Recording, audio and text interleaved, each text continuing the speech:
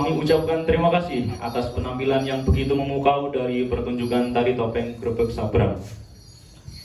Hadirin yang berbahagia, kita akan memasuki sesi pemaparan materi yang pertama yang berjudul Historiografi Tokoh-tokoh pada Kompleks Makam Kuno Ki Ageng Gribik, Kota Malang, oleh narasumber hebat kita, Dr. Andes Ismail Lutfi, MA. Kepada moderator yang bertugas, kami persilahkan. Kenalkan, nama saya Muhammad Renaldi yang bertugas sebagai moderator pada pagi hari ini, yang akan memimpin dan juga memandu jalannya materi mengenai sarasehan ataupun diskusi sejarah dan arkeologi kompleks situs makam kuno di Kota Malang. Pertama-tama, mari kita ucapkan terima kasih apalagi kepada Bapak Lutfi yang telah menyempatkan waktunya sebagai pemateri pada pagi hari ini, dan juga kepada saudara Sato Yusuf yang telah menyempatkan waktunya juga pada pagi hari ini sebagai materi yang akan menyampaikan materi mengenai identifikasi nisan-nisan kuno. Langsung saja kepada Bapak Ismail Lutfi, waktu dan tempat kami persilahkan.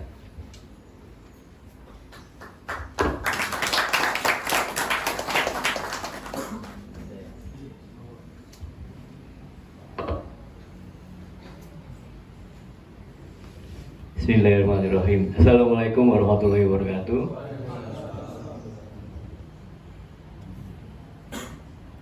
Mohon izin, saya mau bercerita karena sesuai dengan amanah yang dikirim pada saya oleh panitia Mas Raffi, itu saya minta untuk bicara mengenai historiografi.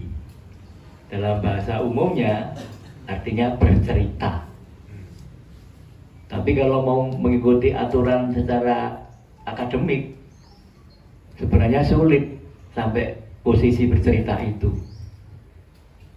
Karena kalau kawan-kawan yang belajar sejarah itu tahu, untuk mencapai historiografi itu ada 4 langkah di depan yang harus dilalui dulu. Jadi kalau sekarang saya mau bercerita, itu sebenarnya tidak dumadaan atau tidak sekonyong-konyong koder gitu. Tapi ada proses panjang yang harus dilalui dulu. Nah, karena bercerita mengenai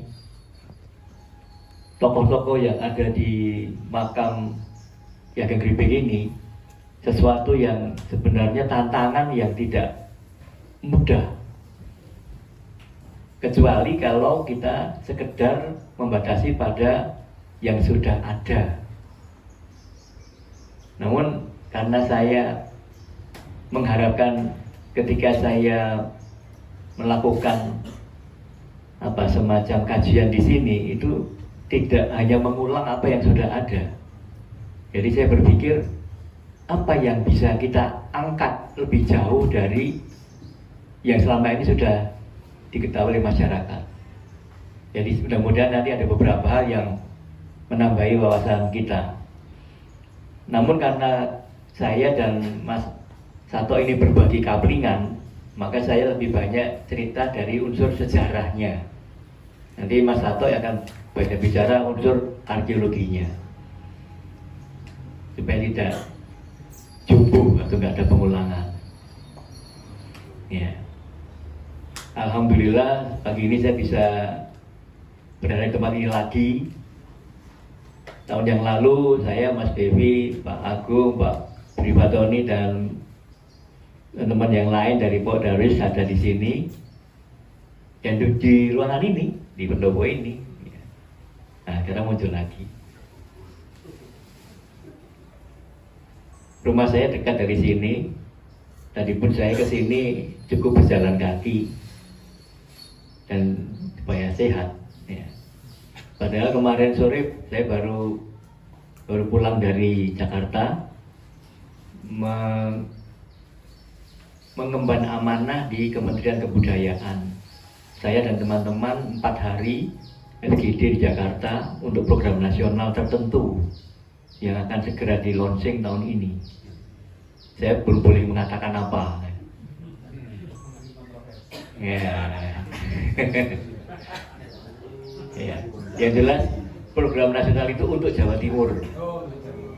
Ya, jadi aman. Jadi untuk menambah kebanggaan kita di Jawa Timur. Baik. Ini judulnya saya ikuti apa yang ada di surat yang dikirim ke saya, namun saya tidak akan terlalu akademik, jadi lebih bercerita aja. Slide berikutnya. Nah, kok hilang? Oh, kan rawan dong. Iya, belum lupa baca mantra bahaya. Ini makam ya, nggak boleh sembrono. Ya. Nah, saya tidak berikan caption apapun di situ. Saya hanya berharap yang hadir dari kalangan apapun dan tanda petik harus bisa baca seratan yang ada di situ. Karena itu tinggalan leluhur kita. Kalau sampai nggak bisa baca ya harus malu dan belajar, gitu ya. Nah, yang atas itu monggo yang bisa maos dengan lantang di maos. Ayo monggo terbuka saja. Bisa nggak maos? Jelas loh itu. Nama Mas Dewi nama? Niku sing ngandap napa sing inggil?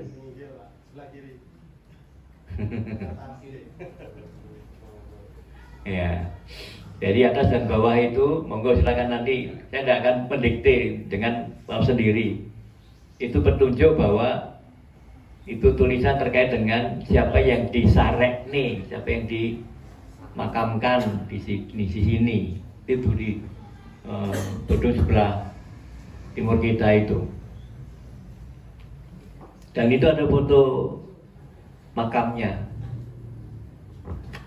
Matur nuwun, sini aja. Nanti saya sereten. Iya.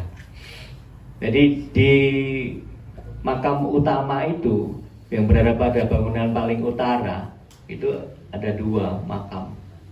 Ya.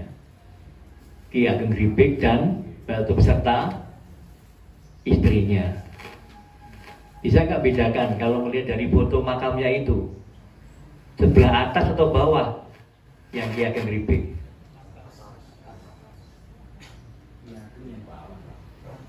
Nah itu tugasnya Mas Dewi nanti kasih keterangan.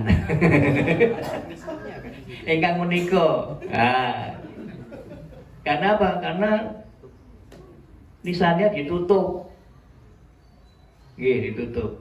Nah, nanti bisa tanya ke Mas Dewi, Mas, itu nisannya ditutup, apa di balik tutupnya ada tulisannya enggak? Wonten polos. Nah, kok ngertos niku makame ingkang kakung sebelah ingkang istri saking pundi? Nah, kalau orang sejarah ini kejem. Kalau nggak ada buktinya, bawa. Ya, tapi kita harus paham bahwa folklore, cerita rakyat, rekaman atau memori kolektif masyarakat ini juga penting. Dan itu menjadi acuan kita untuk melakukan membuat catatan sejarah tadi. Ya. Kecuali kalau Mas Dewi misalnya menyimpan kitab lama terbit tahun katakan 1950 atau sebelumnya gitu ya, ada genealogi atau silsilah tokoh-tokoh yang dimakamkan di sini, wah itu lebih enak itu. Barangkali nanti yang di ruangan ini bisa yang punya ide bikin buku tokoh-tokoh yang dimakamkan di sini. Setelah nanti kita sehat kemudian jalan-jalan keliling di sana, nah direkam semuanya. Yakin itu jadi buku minimal 150 halaman itu. Iya. Karena tiap bangunan cukup itu ada paling tidak 20 makam itu. Nah 20 kalikan 3 misalnya sudah 60. Nah itu diuraikan sendiri-sendiri, asalnya dari mana saja. Macam ini bagi perbab-perbab gitu. Nah, menarik. Nah, saya akan masuk pada persoalan bercerita mengenai tokoh Ki Ageng Gripik. Kalau yang sudah ketemu saya dan Mas Devi di aula UM 2 ini tahun berapa? 2017 ya. Nah itu mungkin sudah punya bayangan bahwa paling tidak nama Ki Ageng Gripik itu ada 2 dan di 2 tempat berbeda. Tambah lagi hidup di masa berbeda. Nah, namanya sama, tapi tempatnya berbeda, masa hidupnya pun berbeda. Gitu. Ki Ageng Gripik yang pertama yang sangat kondang itu dimakamkan di Kabupaten Klaten, kecamatannya Jatinom, dan sangat terkenal dengan tradisi Yokowiyu. Ada yang tahu Yokowiyu itu apa? Nah itu tradisinya. Tapi hakikat kata Yokowiyu itu dari apa sebenarnya? Ayo dari mana ayo? Sing belajar, apalagi dari pondok harus paham itu. Ayo, Yokowiyu dari mana ayo?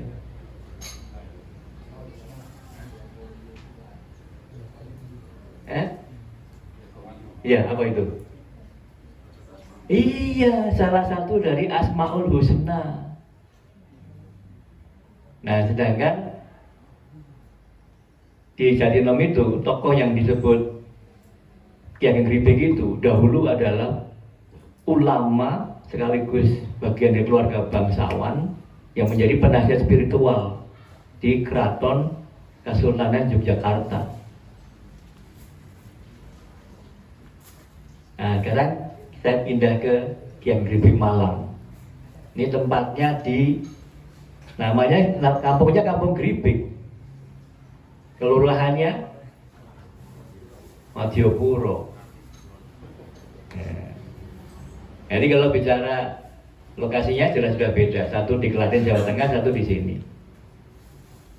Kira-kira nama Ki Ageng Gripik dari Malang ini ada nggak sejarah yang baku? Dari mana asal-usulnya? Nah selama ini yang tersebar di khasanah sejarah untuk tokoh ini itu banyak yang menimbulkan pertanyaan. Ya. Gripik itu ada yang menghubungkan dengan suatu peristiwa. Ya, peristiwa. Apa peristiwanya kira-kira? Pernah baca di internet? Di internet sekarang bisa dicek langsung gitu. Ketika yang Gripik klik itu muncul.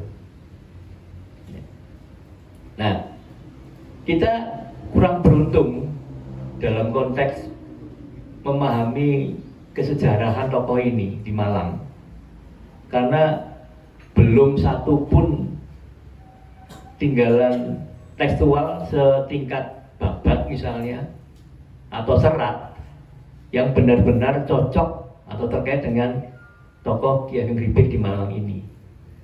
Jadi ini masih merupakan PR yang harus diupayakan semaksimal mungkin. Ketokohan ini sebenarnya asalnya dari mana? Kita nggak boleh menduga-duga. Karena kalau di sejarah itu kan prinsipnya satu aja. Sejarah itu dasarnya adalah bukti atau history based on evidence. Without evidence, no history. Jadi simpan dulu, kalau memang belum ada buktinya ya kita simpan dulu, jangan buru-buru bicarakan. Tapi boleh mengatakan diduga, boleh.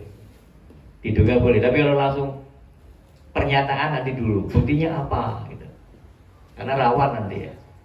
Nah, jadi Ki Ageng Gripik di sini karena kita kekurangan sumber data tekstual, maka kita sementara ini berangkat dari yang tadi saya katakan, dari apa yang berkembang di masyarakat.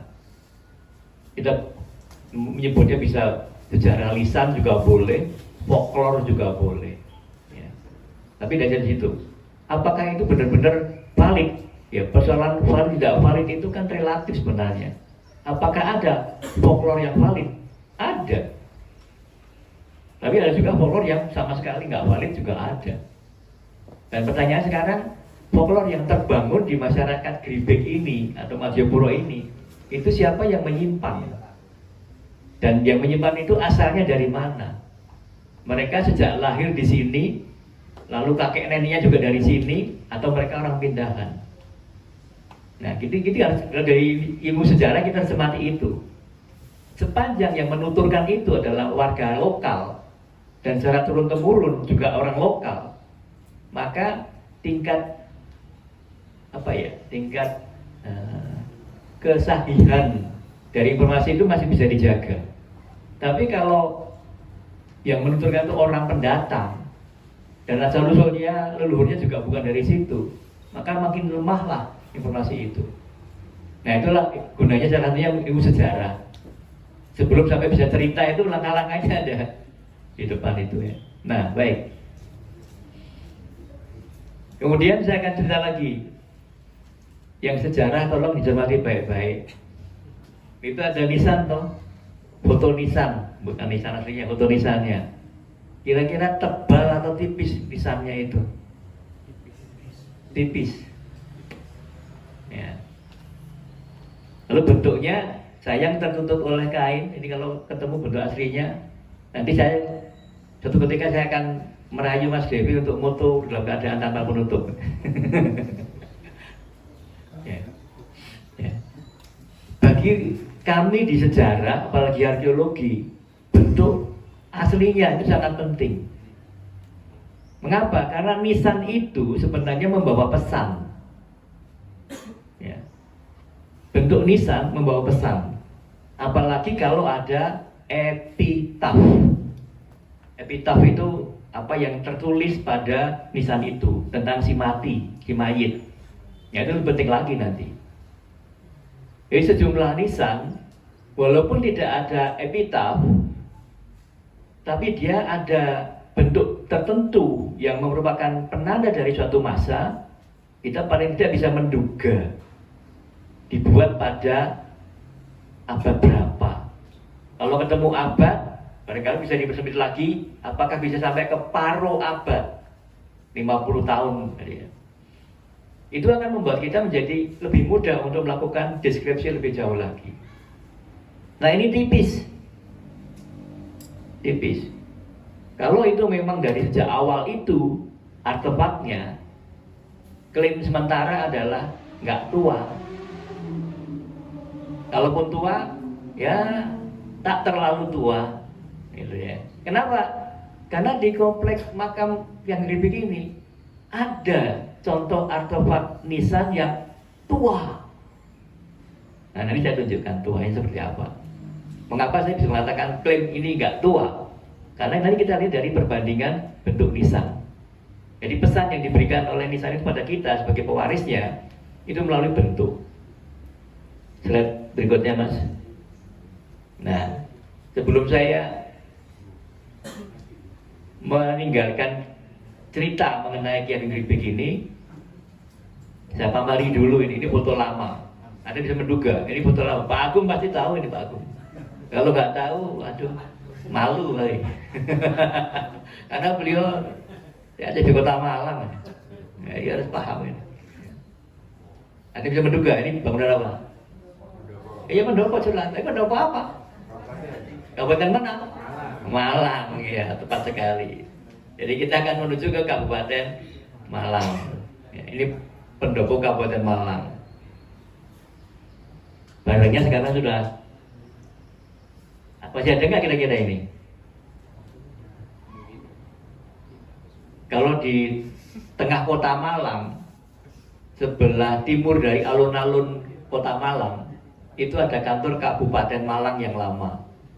Dan ada pendoponya.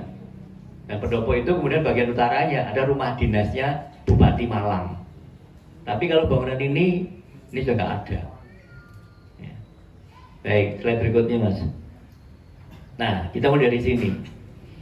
Ini Bupati Malang yang pertama yang juga dimakamkan di sini. Nanti kita akan lihat. Yang menarik itu, lihat fotonya itu atau gambar beliau ini. Ini Bupati Jawa atau Eropa sih? Nah, kayak Napoleon ya. Ya. Wah, kayak dandus malah ya.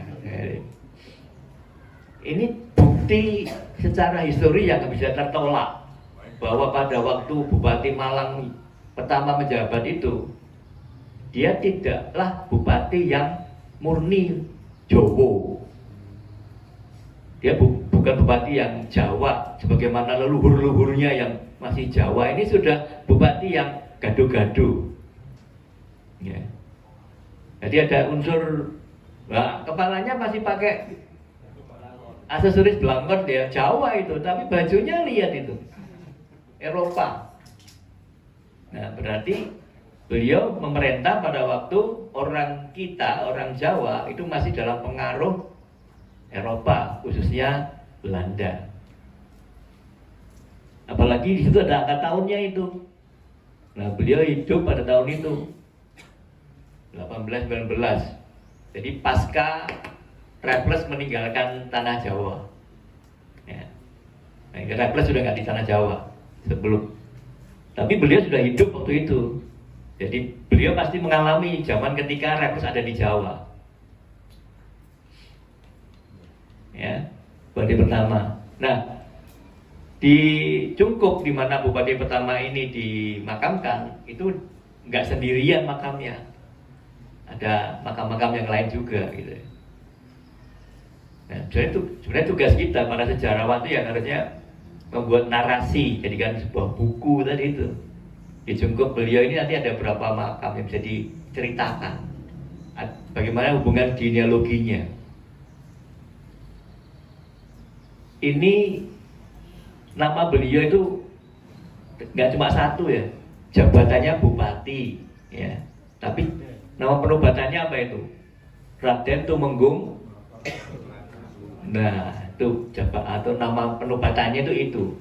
Tapi beliau juga punya nama kedua, nama yang itu Raden Panji, ya. Bilas Moro Kusumo. Nah, menarik ada kata Raden Panji. Oh, jangan-jangan ada hubungan sama Panji Inu Kertopati ini. Ya. Nah, ini hal baru lagi yang menarik dalam konteks sejarah, bahwa penyebutan Panji dalam khazanah sejarah kita itu mengalami apa ya, perubahan-perubahan dalam pemaknaan. Ya. Raden Panji itu merupakan satu penyebutan. Jadi kelompok bangsawan dengan tambahan predikat Panji. Dan kita juga mengenal pejabat nasional kita, mantan menteri kita, itu juga pakai nama Panji. Raden Panji Suroso. Itu mantan menteri kita dulu. Beliau punya putra, namanya Raden Panji Suyono. Piantun Mojokerto. Nah, dari Mojokerto. Bahkan RP Suyono atau Raden Panji Suyono itu yang merupakan arkeolog Indonesia pertama yang bergelar doktor. Oh, itu putranya Raden Panji Suroso dari Mojokerto. Raden Panji. Tapi Panji pada tataran yang lebih tua lagi bukanlah merupakan jabatan seseorang. Ya. Tapi bisa merupakan bagian dari status sosial mereka. Contohnya kalau di masa Malang kuno kita punya catatan dari para raton. Ada dua bangsawan besar menggunakan kata Panji di depan namanya. Pertama adalah Panji Pergola, dan yang kedua ada Panji Toh Jaya. Dua anak dari Ken Angrok bersama Ken Umang. Ya. Jadi Ken Angrok itu punya 4 putra dari istri yang kedua, punya 4 putra dengan istri yang pertama, dan 1 anak bawaan dari istri pertama. Jadi kalau belajar mengenai Tumapel, maka kita akan melihat bahwa ada 3 pohon keluarga di situ. Jadi membuat sejarah Tumapel itu gak karu-karuan. Ya. Baik, kembali ke sini Raden Panji. Jadi kalau membaca ada nama-nama orang dengan sebutan Raden Panji atau sering singkat RP, nah berarti dia bangsawan. Bangsawan. Apakah hanya lokal Jawa Timur? Tampaknya iya. Jadi Raden Panji itu kebanyakan mereka memang berasal dari wilayah Jawa Timur. Saya belum mendengar orang turunan dari Hamengkubuwono itu menggunakan Raden Panji. Ya. Baik, ini makam Bupati Pertama ada di sini.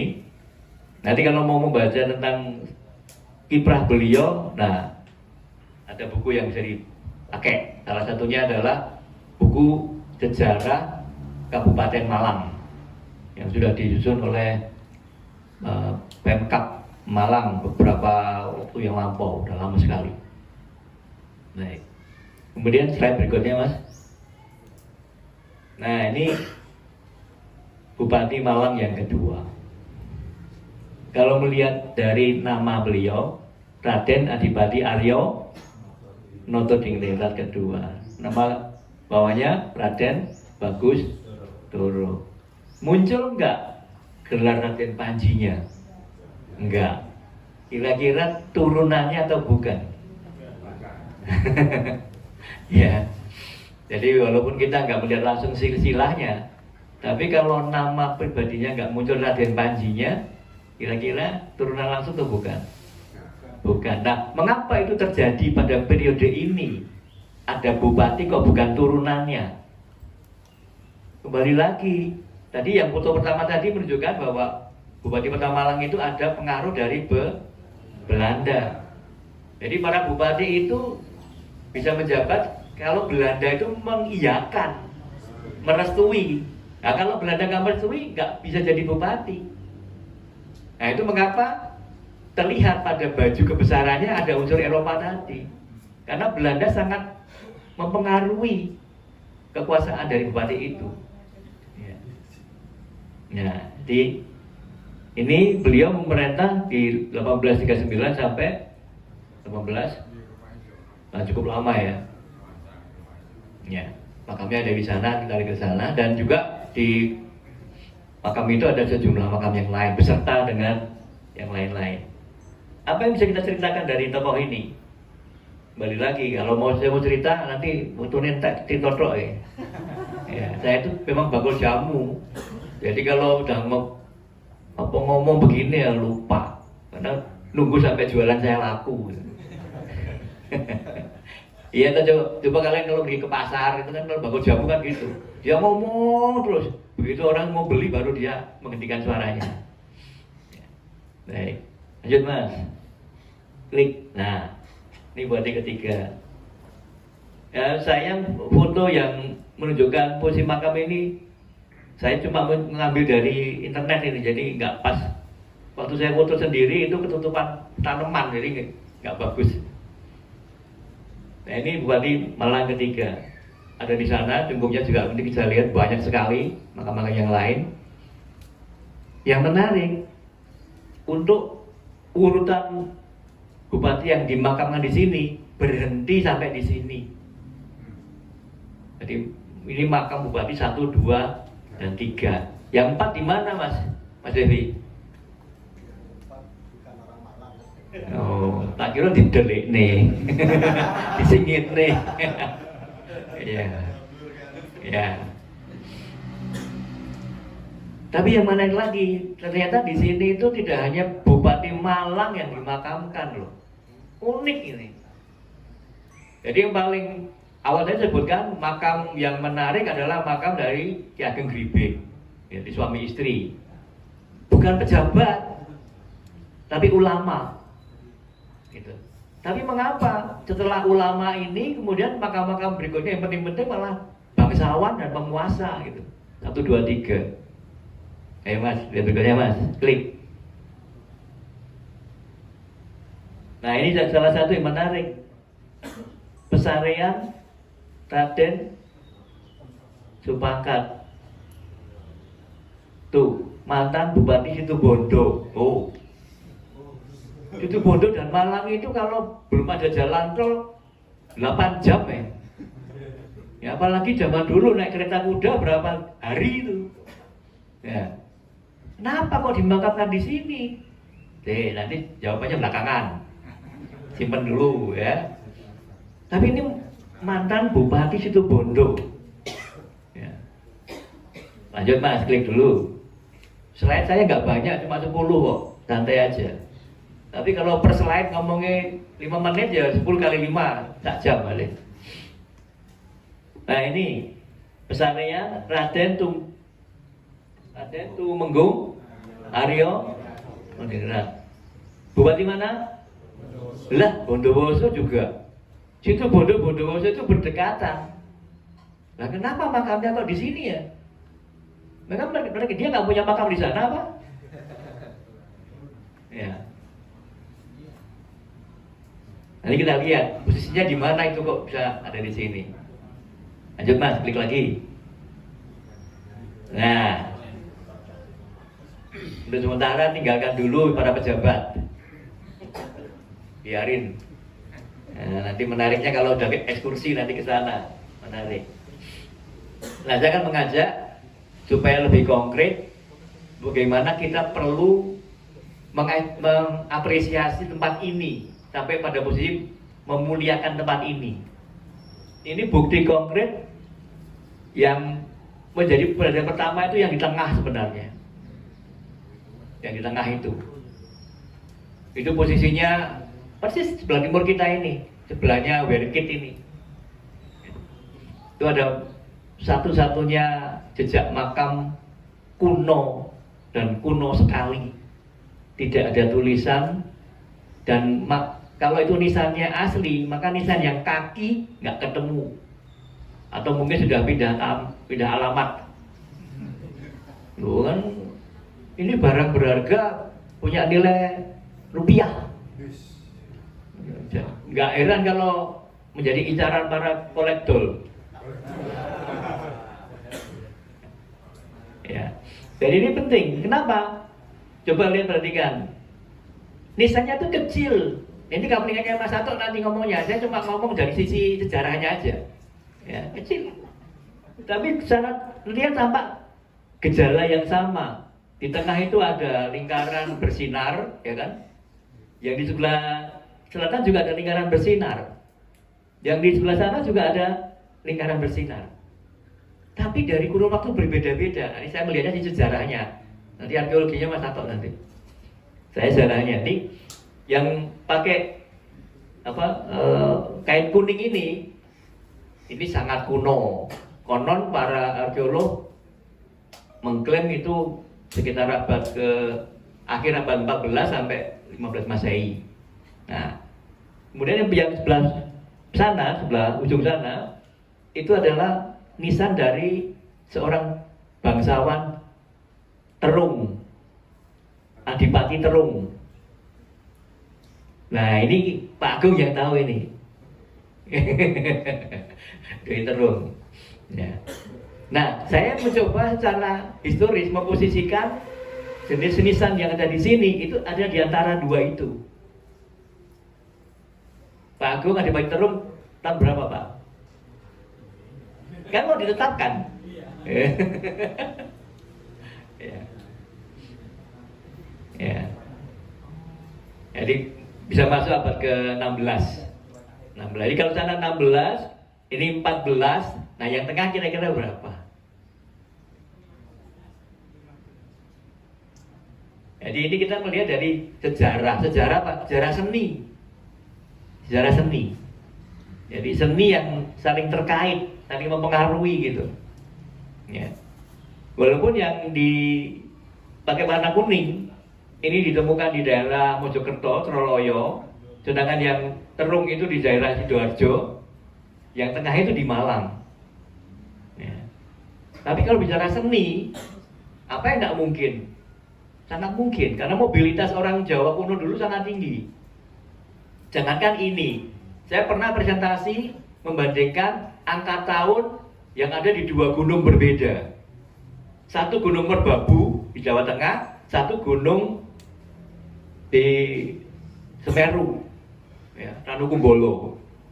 Itu ternyata masyarakat Jawa kuno yang ada di dua tempat Jawa berbeda itu mempunyai seni yang sama untuk menulis angka tahun di gunung. Sama persis. Belum ada WA padahal. Belum ada SMS. Kok iso itu? Padahal berapa ratus kilometer jaraknya. Tapi kok bentuknya podoplok ya. Nah yang konyol itu orang kita pergi ke Candi Suko dianggap sama dengan Aztec di Inka sana. Wah itu ngawur loh itu. Ya, kadoan. Pakai teleportasi itu.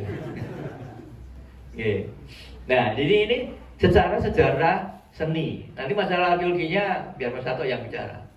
Ya, sejarah seninya saya melihat itu ada kemiripan, ya. Karena seni itu pun mewakili zamannya. Kalau sejarawan lama itu misalnya Dik Hartoko itu mengatakan bahwa selalu ada tanda-tanda zaman. Dan setiap zaman itu ditandai oleh sesuatu karya yang berkembang pada masa itu. Gitu. Oleh karena itu saya sering kalau di kelas itu menandai zaman termasuk menggunakan bentuk tulisan. Di kelas sering saya beri kuis mahasiswa itu. Saya punya 2 kotak seperti teka-teki silang itu, 2 kotak, 2 kotak yang kosong itu. Saya minta mahasiswa silakan tulis ulama di 2 kotak itu. Sampai jam kuliah mau habis nggak kejawab itu. Nah kalau yang sudah notabene sepuh atau kewut paham, wong lawas itu ya termasuk saya. Ya, jadi 2 kotak kok ulama? Iya, OE. Nah, ulama kan? Karena sekarang pakai U baru. U baru kan cuma gini aja. Ya enggak? Nah, iya. Ya, Soe Karno kan ulama. Iya. Kan mikirnya kejawab atau kesuwen loh. Makanya jangan lama-lama mikirnya. Don't tell me. Baik, slide berikutnya. Nah, ini lagi. Ini puzzle yang harus kita jawab. Lagi saya berangkat dari sejarah ini. Dari sejarah. Nah, ini dari sisi sejarah seninya, di mana kemiripannya? Ada nggak kemiripannya dari sejarah seni? Dari seninya? Bentuknya betul Pak, bentuknya mirip sekali. Ini yang disebut dalam sejarah seni namanya adalah pola atau tipe Kalamerga. Kalamerga. Nah, saya tak berdiri supaya nggak lupa berdiri. Karena kalau udah duduk lupa berdiri. Nah, ini ada, ini melengkung ke sini, ini patah ini. Ini juga patah. Nah, ini juga patah. Nah, ini jelas sekali. Ini melengkung. Dan secara historis ini valid ada angka tahunnya. Nah, valid itu ada historis loh ya. Ada angka tahunnya karena historis sejarah urusannya dengan tulisan. Monggo ingkang saged maos angkanipun pinten. Nah, kalau di kelas saya bisa jawab langsung lulus ini. Gak pakai skripsi udah. Karena kalau nggak tahu bisa baca itu sudah jadi skripsi sendiri Pak. Iya. Itu angka tahun yang membantu kita untuk melakukan pertanggalan mutlak. Karena angka tahun pada nisan, jadi dimakamkan pada tahun itu. Ya. Saged maos. Nah, kemudian yang tengah itu sengaja saya taruh di tengah untuk mancing.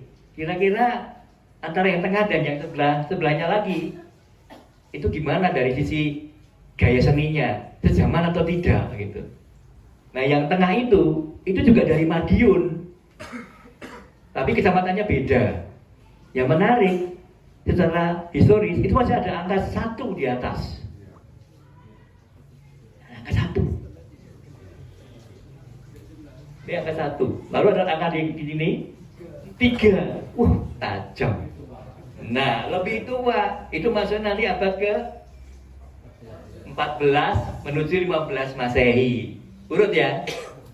Nah, kira-kira yang sebelahnya cocok masuk kemana?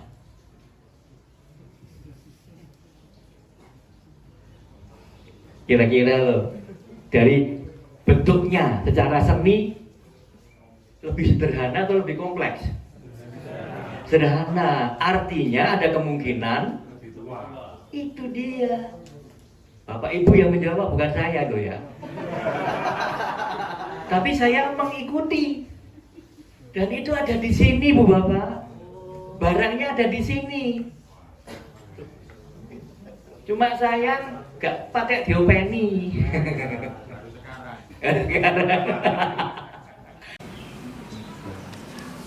Nah, baik, saya kira cukup di sini dulu.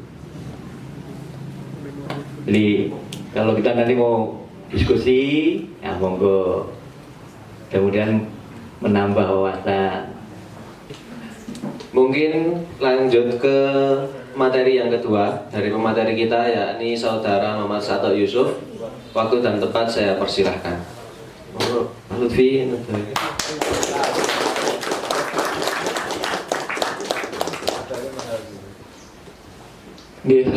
Selamat pagi menjelang siang kepada Bapak Ibu semuanya. Untuk pembukaan saya ngikut yang sebelumnya ini, biar lebih cepat gitu. Ini tadi kan Pak Lutfi banyak memberikan apa ya? Nanti akan disampaikan Mas Sato, Saya jadi grogi nih Bapak Ibu.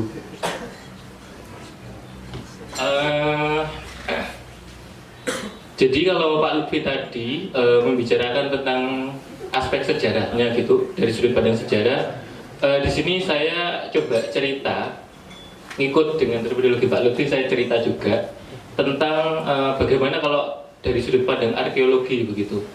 Dan sebenarnya kan saya memang lebih banyak itu sering main keluar Jawa gitu untuk tinggalan-tinggalan arkeologi Islam, terutama di daerah Nusa Tenggara, kemudian di Sulawesi, dan hanya sedikit lah di Indonesia Barat itu. Jadi untuk ziarah termasuk ke makam Ki Ageng Gribek ini ya masih tergolong jarang saya lakukan begitu. Namun ketika saya ziarah ke sini, saya menemukan banyak informasi yang mungkin bisa membantu teman-teman begitu. Apalagi kan tadi Pak Lutfi mengajak, ayo kita semua nanti kalau ada yang punya inisiatif susun buku gitu, kita susun bareng-bareng gitu, monggo gitu. Nanti di sini saya akan ceritakan gitu bagaimana kita melihat nisan itu dari sisi arkeologi, biar bisa punya cerita gitu.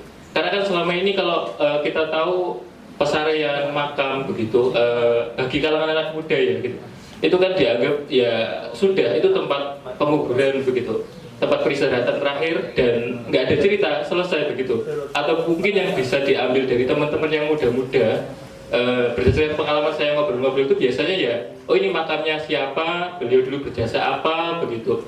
Biasanya kan cerita terbatas itu begitu. Jadi di sini saya coba buat ngasih tahu teman-teman gitu. Saya bukan sok peminter, tapi berdasarkan apa yang saya lakukan kemarin begitu ya.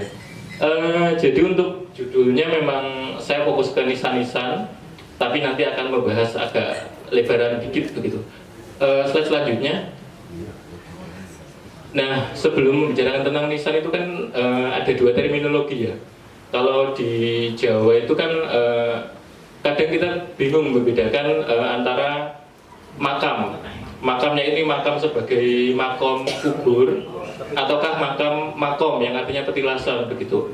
Nah ini kan memang kalau dari budaya di Asia Barat, di Arab dan sekitarnya itu memang ada dua terminologi. Yaitu untuk kubur, itu memang definisinya adalah kuburan yang memang untuk memendam jenazah. Sedangkan makom itu kan jejak ya. Jadi dalam terminologi kita itu bisa disamakan dengan petilasan. Belum tentu di dalam makom itu ada jenazahnya, seperti itu. Lanjut. Nah, ini kalau ngomongin bagian makam ini agak teknis sedikit ya, mungkin biar lebih gamblang gitu. Ini sebenarnya tidak ada aturan baku unit-unit di dalam satu komplek makam itu terdiri apa aja begitu. Tapi umumnya biasanya seperti ini. Yang paling utama itu ada nisan. Nah, itu sebagai penanda dari kubur. Kemudian kalau dalam perkembangannya, dulu itu penguburan pertama kali penguburan Muslim di Arab itu hanya nisan. Nisannya itu hanya batu polos begitu. memang sesuai hadis Nabi kan seperti itu begitu. Kemudian tanahnya ditinggikan sejengkal sedikit begitu. Nah, ketika Islam itu dianut dan perkembangan budaya Islam itu semakin tinggi sampai ke daerah Asia Barat, daerah sekitar Persia sana, muncul apa itu pengolahan budaya baru, sehingga memunculkan nisan-nisan itu dibuatkan jirat yang besar ataupun jirat yang berukir begitu. Dan perjumpaan budaya antara masyarakat kita dengan masyarakat di Asia Selatan dan Asia Barat, khususnya dari Gujarat sampai ke Persia, itu membuat kita itu juga ikut mengadopsi budaya yang serupa, tapi rasanya lokal begitu. Karena memang kita kan juga sebelum mengenal ajaran Islam kan kita sudah mengenal bangunan monumental sakral begitu. Ada candi begitu, dan singkat cerita kan candi itu ada candi pemujaan dewa dan juga candi pendarmaan. Ya itu kurang lebih konsepnya seperti makom tapi tidak ada jenazahnya begitu. Jadi lebih ke makom kalau candi pendarmaan mungkin bahasa sederhananya. Nah, oleh karena itu jadi di makam itu ada nisan yang biasanya itu ada inskripsinya. Terus kemudian ada jirat, itu semacam pondasinya lah untuk makam itu. Nah, biasanya kalau dari awal itu belum dibangun jirat, tapi kemudian kalau udah agak lama habis sewon itu biasanya dikijing begitu. Kijing yang besar itu jirat, itu bahasa Indonesianya begitu. Terus kemudian ada juga yang dicungkup di pagar. Bahkan cungkupnya itu ada cungkup yang kecil, ada yang kalau yang di sini kan ada yang bentuknya robyong ya, kerobong. Mungkin apa ya Kak, bahasanya seperti kelambunya untuk kamar tidur itu loh begitu. Jadi kan memang konsepnya pesarean, tempat sare ya. Nah, tapi kalau di daerah-daerah lain itu beda-beda gitu. Jadi tergantung masyarakatnya bagaimana. Ada yang dibentuk seperti rumah, ada yang dibentuk seperti masjid begitu, dan ada yang dibentuk seperti bangunan-bangunan lain menyesuaikan dari tradisi dan kearifan masyarakat sekitar begitu. Di sisi lain ada juga bangunan-bangunan penunjang lain seperti balai dan masjid. Nah, kalau masjid ini biasanya di makam-makam penting seperti makam ulama atau makam-makam ya rata-rata ulama begitu. Itu hampir di berbagai daerah di Nusantara itu mesti dibangun masjid di dekat makam. Karena kan memang dulu pusat dakwah mereka itu di sekitar situ begitu. Nah, berkaitan dengan makam Ki Ageng Gribek ini saya belum menemukan apakah kan kalau dalam narasi yang saya dapatkan itu kan beliau salah satu sebagai penyebar dakwah juga begitu di sini. Nah, ini biasanya kalau kita bisa menemukan ada masjidnya itu bisa memperkuat data untuk narasi bahwa beliau termasuk salah satu yang mengikuti konsep ulama-ulama yang tradisional pendahulunya begitu. Jadi memang dikuburkan di dekat tempat dakwahnya yang kita lihat dengan adanya masjid begitu. Dan yang paling penting yang saya lupa untuk menyaksikan di situ vegetasi. Jadi vegetasi itu kearifan lokal masyarakat kita ya, bukan hanya masyarakat Jawa ternyata. Dari sampai ke Sulawesi, di Nusa Tenggara, itu mereka memang menanam gitu, menanam vegetasi, bunga-bungaan atau pepohonan begitu di sekitar makam. Ya kalau kita mengacu dalam konsep syariat Islam kan memang ada hadisnya ya, tapi bukan menanam pohon, hadisnya itu meletakkan pelepah kurma dengan harapan doanya itu akan senantiasa terlantunkan hingga keringnya pelepah kurma tersebut. Nah itu kan kalau ajaran itu ketika sampai ke kita kan nggak bisa ditelan mentah-mentah gitu, karena di sini kan nggak ada pohon kurma ya waktu itu. Jadi ya tanaman bunga puring, kamboja dan lain sebagainya. Ngomongin tanaman-tanaman tersebut, sebenarnya kalau kita pengen mengukur salah satu indikasi cara menghitung ketuaan suatu situs makam itu kita bisa pakai itu. Nah, misal di sini ada pohon yang memang ditanam dari dulu, kemudian pohonnya itu misal tumbang begitu ya. Nah itu kan kita potong, itu di dalam itu ada galih kalau bahasa Jawanya. Jadi apa ya, lingkar cincin pohon itu kalau semakin dia tua semakin rapat dan semakin banyak lingkar cincin pohonnya. Nah itu kita bisa hitung itu. Kalau dia semakin banyak, oh ini ketuanya bisa diprediksi sekian. Itu kalau tidak ada epitaf atau penanggalannya. Kita bisa pakai alternatif seperti itu, begitu Bapak Ibu dan teman-teman. Lanjut. Nah, ini kan karena Mas Raffi mintanya kajian nisan sebagai sumber sejarah ya gitu. Jadi saya coba ini bagaimana sih biar nisan-nisan dan makam-makam di sini tuh bisa dijadikan bahan sejarah, tempat untuk bercerita gitu. Ya ini secara teknisnya kan teorinya seperti ini gitu. Kalau kata Mbah Dak itu dalam kajian arkeologi sosial, arkeolog itu bukan orang yang hidup di masa lalu gitu. Arkeolog juga bukan dukun yang asal ngomong bisa gitu, hanya bermodalkan ilmu kamus, tidak. Tapi kita itu juga sebenarnya memprediksi tapi secara ilmiah. Kira-kira yang mendekati kehidupan di masa lalu itu seperti apa gitu, dengan metode-metode yang kami lakukan begitu. Wah ini saja ilmunya kurang. Kemudian kalau membicarakan arkeologi, kata Mbah Dak itu kan banyak ya fokusnya. Karena arkeologi itu mempelajari semua yang ada di masa lalu gitu. Nah ini kalau makam kita bisa sambungkan ke arkeologi sosial begitu. Jadi ya tentang kehidupan sosial masyarakatnya itu bisa kita kaitkan dengan berbagai aspek. Itu yang kita coba cari begitu. Kalau dari makam bagaimana tuh? Ya itu bisa nanti habis slide ini nanti banyak yang bisa kita pelajari, tanda-tandanya, bahan-bahannya, bahkan peletakannya itu bisa kita dapatkan cerita begitu tentang masalahnya kira-kira seperti apa begitu. Lanjut. Nah ini daftar para tokoh yang saya dapatkan yang dipesarkan di makam Ki Ageng Gribek ini begitu. Yang paling pertama ini kan memang nama situsnya itu makam Ki Ageng Gribek. Tentu saja beliaunya adalah Ki Ageng Gribek begitu. Kalau dalam versi urutan daftar tokohnya yang dimakamkan di sini begitu. Kemudian ada para ningrat, para bupati-bupati baik di Malang maupun keturunan Bupati Malang begitu. Dan ada info menarik juga bahwa mungkin ini perlu diverifikasi nih Pak Lutfi, bahwa Bupati-Bupati Malang itu masih berkerabat dekat dengan Bupati Pasuruan dan Lumajang begitu. Baik dari keturunan Grudo maupun dari keturunan Kertanegara yang Lumajang. Nah, jadi mungkin ini bisa teman-teman nanti bisa mencari lebih dalam begitu tentang identitas beliau begitu. Makanya kenapa tadi sampai bisa di makam keturunannya yang dari Bupati jauh kok sampai di sini begitu. Dan itu cukup rumit ternyata kalau mempelajari sejarah di Malang, Pasuruan dan sekitarnya situ begitu. Kemudian ada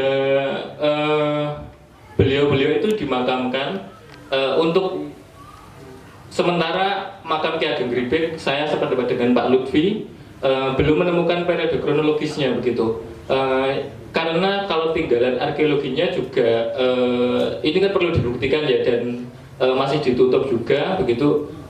Saya coba waktu nyekar tadi pagi itu coba megang begitu, tampaknya seperti marmer gitu. Mungkin Pak Novi, Pak Devi mungkin nanti mohon petunjuknya begitu. Dan saya kan lihat ada dua nisan dalam satu makam itu, nisannya berdempet. Nah itu kan artinya ada indikasi bahwa nisan itu ada yang pernah ditambahkan begitu.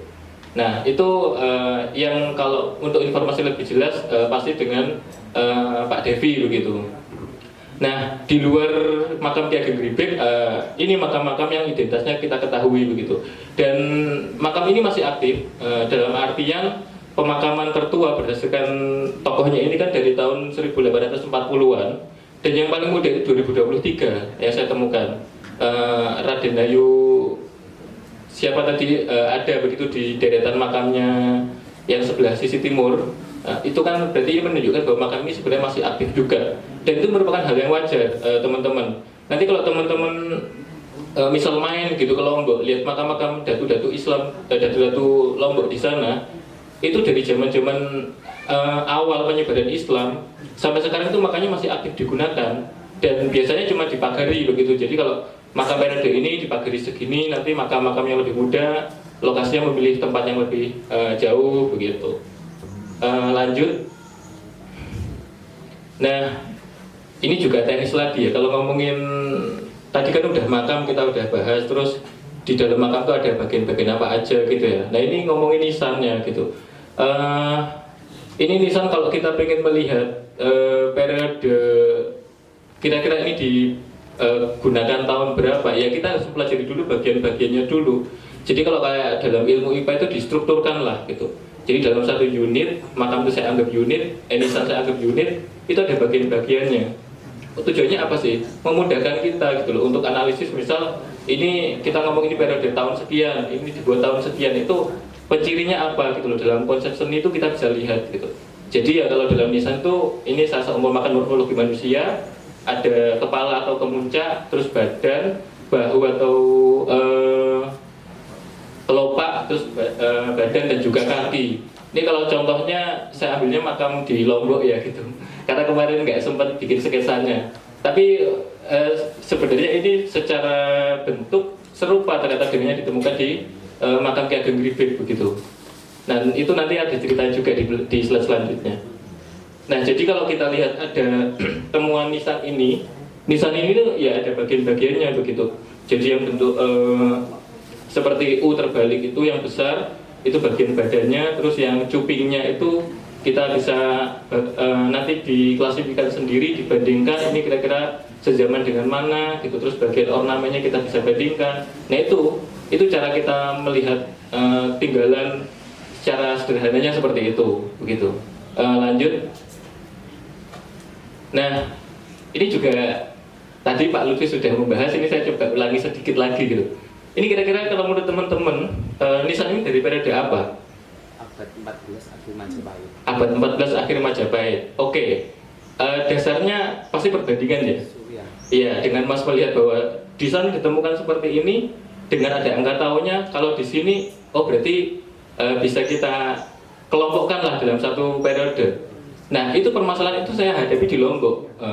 Jadi saya penelitian di Lombok itu makam satu pulau sekitar 500-an pasang nisan lah. Saya kaji di berbagai tempat itu. Itu saya bingung juga awalnya. Ya karena semua sama. Tidak ada angka tahun, identitas penamaan sedikit. Semua nisannya tipenya hampir seragam. Ya akhirnya saya ke sana berangkat itu 3 tahun berturut-turut. Per tahun itu saya selalu ke sana.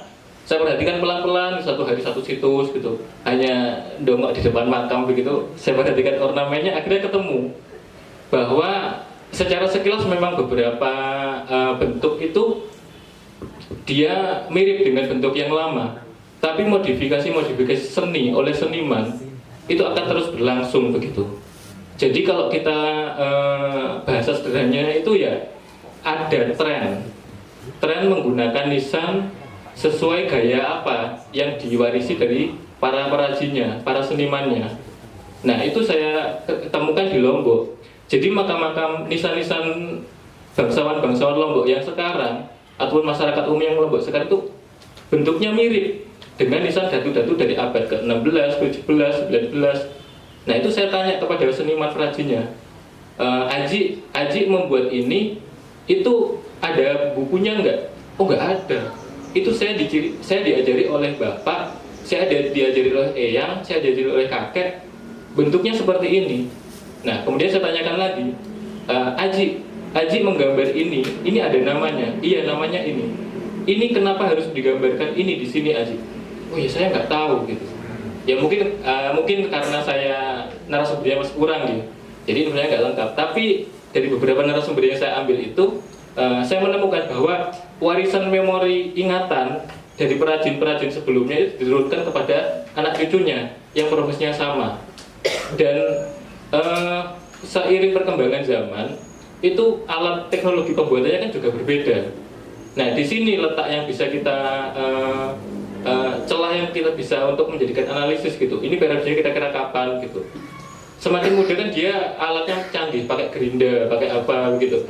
Semakin halus. Nah tapi halusnya ini juga kalau bahasa Jawanya ukirannya nggak wangu gitu. Tidak apa ya, tidak dipandang itu indahnya itu nggak seindah yang lama banget lah gitu. Nah itu biasanya berhubungan dengan kepekaan rasa dan pengalaman yang sering liatin dengan cermat begitu. Kembali ke sini, ini memang nisan yang gayanya mirip dengan nisan gaya Troloyo. Jadi kalau di Jawa itu kan ada 2 nisan arkaik, itu diklasifikasikan jadi 2 kelompok Troloyo dan kelompok Demak. Nah kelompok Demakan itu ya kelompok nisan yang bentuknya agak persegi begitu. Sedangkan kelompok Trolo itu yang melengkung-lengkung, biasanya ada lengkung Kurawal di kanan kirinya atau Kalamerga. Nah, ketiga nisan ini yang di sana agak kelihatan ya, itu nisannya dari marmer. Itu secara stilistik gaya itu sama. Mereka punya lengkung kijang, punya lengkung Kurawal itu. Yang beda itu material sama ornamennya. Yang dari sini dari batu gamping, tuh, yang tengah itu batu andesit, yang satu dari batu marmer. Dan yang paling kelihatan periodenya itu yang sebelah, iya, yang dari marmer itu kan ada angka tahunnya 1800 sekian begitu. Nah, apakah kalau kita lihat ini kan artinya dia segaya, tapi periodenya berbeda. Nah, itu bagaimana cara mengidentifikasinya gitu? Ya tadi kita harus bisa teks dan konteksnya seperti apa begitu. Lanjut dulu, nanti soalnya ada banyak nih gaya-gaya. Nah ini cara kita melihat gaya seni nisan atau kronologinya berdasarkan apa yang telah saya lakukan gitu. Dan ini bukan mutlak. Jadi ini bukan suatu teori, tapi ini hanya saya mengajukan lah metodenya seperti ini. Jadi yang pertama itu kita lihat sejarah pendukungnya dulu. Tadi Pak Louis sampun cerita banyak wajah tentang sejarah, dan itu tidak hanya sejarah tokoh kan yang Bapak Lutfi ceritakan, tapi yang berkaitan dengan lingkungan sekitar, keadaan di periode ini seperti apa gitu. Nah, data-data sejarah itu penting, jadi pegangan kita awal untuk melihat ini nisan ini kira-kira diletakkan dalam kerangka periode apa atau gaya seni yang mana gitu. Kemudian adalah tokoh. Nah, tokoh ini juga penting, baik yang menghubungkan dengan beliau ini laki-laki atau perempuan, jabatannya apa, dulu gaya hidupnya suka bersahabat dengan siapa, terus kemudian religinya bagaimana, praktik dia menyukai karakter seni yang seperti apa. Ini kan juga penting untuk melihat gaya seninya ini. Kemudian waktu produksi, nah ini juga yang sebenarnya agak jelimet begitu. Nisan itu belum tentu dia nisan yang kita temukan sekarang itu benar-benar dipatokkan di tahun yang sama dengan meninggalnya beliau. Di beberapa kasus seperti itu. Jadi kadang ini agak susah gitu loh. Jadi kalau misal kita lihat di nisan itu ada epitaf, khususnya nisan periode Islam gitu, maksudnya Islam modern, periode Surakarta, Yogyakarta itu kan banyak sekali kadang direnovasi nisan-nisannya. Nah itu kadang itu kita melihat, oh ini nisannya dari di tahunnya meninggalnya, surutnya tahun 1800 sekian. Tapi ternyata setelah kita identifikasi bahan pembandingnya, oh dia ternyata diperbaharui di tahun 1900 begitu. Studi kasus nyata itu di makam Sunan Ampel. Jadi kalau teman-teman lihat itu makam Sunan Ampel, itu kan nisannya kok dari marmer ya gitu, warnanya putih. Itu nisan yang baru. Yang lama itu dari batu andesit, bentuknya ya terloyo. Itu juga terjadi di Demak. Jadi beberapa makam-makam di Kompleks Sultan Demak itu juga diganti begitu nisannya. Dan itu juga sayangnya belum ada yang memperhatikan hal tersebut begitu. Nisan lamanya kemana Mas? Yang Sunan Ampel masuk museum. Oh, oke. Okay. Cak kolek dol ya? Itu yang ganti yayasan. Oh, oke. Nah kemudian ini ada material tadi. Jadi setiap penggunaan material itu juga beda zaman gitu. Nanti ada di slide selanjutnya. Terus ornamen. Nah ini kalau ornamen ini biasanya ya orang yang memang udah sering ngeliatin mandungin ornamen itu bisa tahu. Seperti Pak Lutfi tadi cerita gitu. Ornamen ini, nah itu kan Pak Lutfi bisa menyimpulkan ornamen ini dengan periode ini, berarti kan beliau memang sering melihat itu gitu. Kalau kita misal baru pertama kali melihat ornamen ini ya susah kalau langsung menentukan ini periode apa gitu. Kemudian inskripsi ini paling jelas karena dia secara tekstual jadi dasar. Dan yang terakhir itu tata letak. Konteks tata letak itu juga ternyata penting. Kalau kita sudah bisa melihat polanya. Makam di komplek ini yang paling tua itu penataannya di mana? Apakah dia di utara, di barat laut, atau timur laut? Nah, nanti biasanya makam yang lebih muda itu akan mengikuti baik ke turun ke bawah, ke kanan atau ke kiri gitu. Itu kita bisa lihat dari tata letaknya begitu. Nah ini ya contoh metode kalau kita pengen mengkaji lebih dalam begitu. Slide selanjutnya. Nah kalau ini sudah saya masukkan ke klasifikasi gaya, tapi belum tentu ini periodenya sama. Jadi saya hanya melakukan cara gaya dulu. Kalau ini tuh gaya pengaruh gaya seni nisan lawasan. Lawasan yang dimaksud itu ada gaya seni Troloyo sama Demak. Karena itu secara arkeologi temuan yang tertua itu nisan di Jawa itu ya 2 gaya itu begitu. Ini ada 5 nisan. Nah yang 3 itu masuk gaya Troloyo. Karena secara stilistiknya ukir-ukirnya modelnya serupa, ada lengkung kurawal begitu. Nah kalau yang sana itu kan kaku, seperti hampir persegi begitu. Itu termasuk dari gaya Demak. Pengelompokannya seperti itu. Nah siapa yang mengklasifikasi ini? Arkeolog yang lebih senior. Beliau sudah almarhum begitu. Nah ini saya bilangnya pengaruh gaya Demak dan pengaruh gaya Troloyo. Karena rupanya nisan-nisan ini kan periodenya berbeda-beda dan dia lebih muda produksinya daripada nisan Troloyo dan Demak itu begitu. Contohnya, mohon maaf saya berdiri sebentar. Contohnya nisan yang ini, yang nisan nomor 2 itu kalau kita lihat cupingnya di kanan kiri itu mirip dengan nisan-nisan kalau yang Pak Yasser antropolog Jogja itu bilang itu kan nisan hanya krokusuman. Nah bentuk cupingnya itu mirip. Nah ini patut dicurigai begitu, apalagi di sini kan ceritanya dihubungkan tokoh Ki Ageng Gripik dari Mataram Islam. Nah apakah ini menjadi salah satu penanda atau bagaimana? Ya itu perlu kita diskusikan lebih lanjut gitu. Di sini saya nggak, di sini hanya memberikan tips-tips lah gitu. Ini nambah-nambahi perkara biar kita mikir bersama gitu. Jadi seperti itu. Terus yang tengah itu bahannya kan antara batu kapur atau mungkin semen putih begitu, itu kan juga masih saya belum bisa memastikan lebih lanjut. Tapi yang jelas periode yang paling muda begitu. Jadi kalau kita urutkan kronologinya, batu andesit dan kapur ini yang cukup tua, kemudian yang tengah ini cukup muda, dan yang 2 itu kan batu andesit juga gitu. Nah penggunaan nisan-nisan ini itu tuh dari abad ke-15 sampai ke abad 19 masih dipakai. Nah itu bagaimana kita identifikasi ya tadi gitu loh. Banyak hal yang harus kita diskusikan bareng-bareng gitu. Jadi nggak asal, oh ini ketemu ini langsung ini, susah. Kecuali memang beliau yang menyatakan sudah berpengalaman, itu beda. Kalau kita sendiri gitu yang jarang di bidang itu ya kadang susah begitu loh. Seperti itu. Lanjut. Kalau tadi ngomongin gaya lawasan, ini gaya anyaran. Maksudnya gaya anyaran itu apa? Pak Lutfi tadi kan membicarakan tentang bupati pertama itu sudah bergaul dengan kolonial. Nah ini yang saya maksud. Periode anyaran itu ya ketika interaksinya dengan kolonial begitu dalam hal konteks budaya material. Juga ini mirip dengan mausoleum makam-makam keluargaku juga gitu. Gaya senimu juga mirip loh dengan gaya seniku, walaupun cita saya digunakan Jawa seperti itu. Jadi ini kenapa bervariasi ya? Yang menyesuaikan selera dari masing-masing mereka. Kemudian latar belakang apa begitu? Itu nanti saya jelaskan di kemudian. Lanjut. Nah. Ini yang tadi saya omongin beda selera tadi. Ini saya coba ngambil satu terah beda selera begitu. Maksudnya bagaimana? Ini kan nisan-nisan dari beliau yang satu terah ya. Jadi ada nisan Bupati 1, 2, 3 Malang, kemudian nisan bupati-bupati lainnya. Termasuk ada yang belum saya sampaikan tadi, nisan Bupati Banyuwangi. Itu ternyata juga terahnya dari satu terah makam bupati yang di sini itu ditemukan di paling timur. Tadi saya lihat itu. Di sini ini nisan bupati 1 dan 2 itu sebenarnya mereka periode penguburannya nggak terlalu jauh begitu, sekitar 10-20 tahunan. Saya lupa tanggal wafatnya beliau berapa yang di depan tadi itu, tapi kenapa gayanya bisa berbeda? Nah ini kompleks begitu loh. Kalau kita lihat bupati pertama itu nisannya masih menggunakan nisan berbahan kayu. Secara bentuk ini di Jawa ini sebenarnya banyak, tapi belum ada yang mengklasifikasi. Ini bentuknya apa?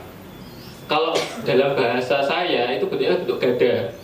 Bentuk gada ini biasanya banyak dijumpai di nisan-nisan Indonesia Timur.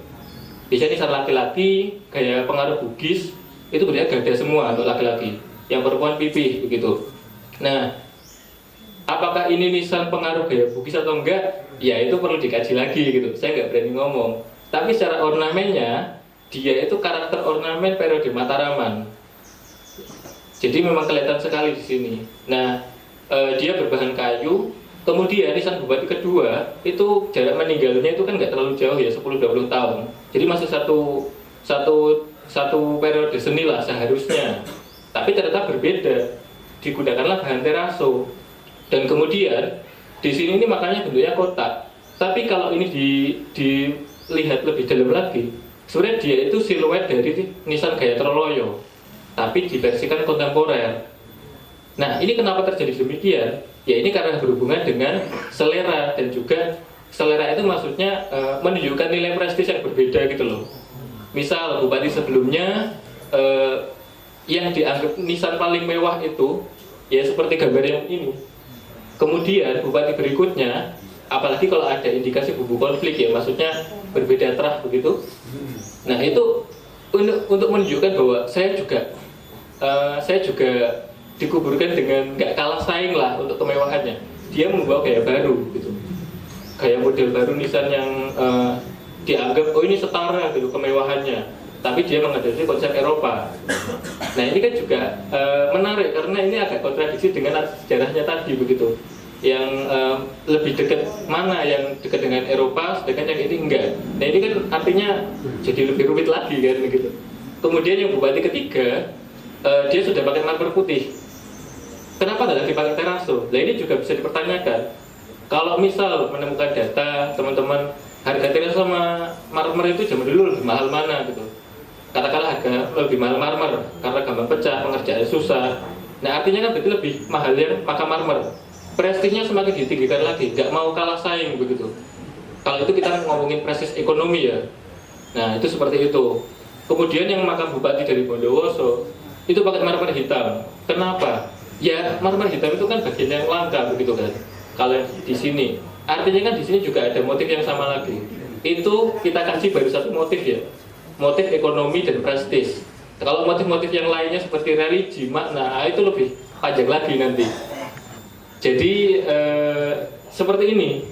Lanjut.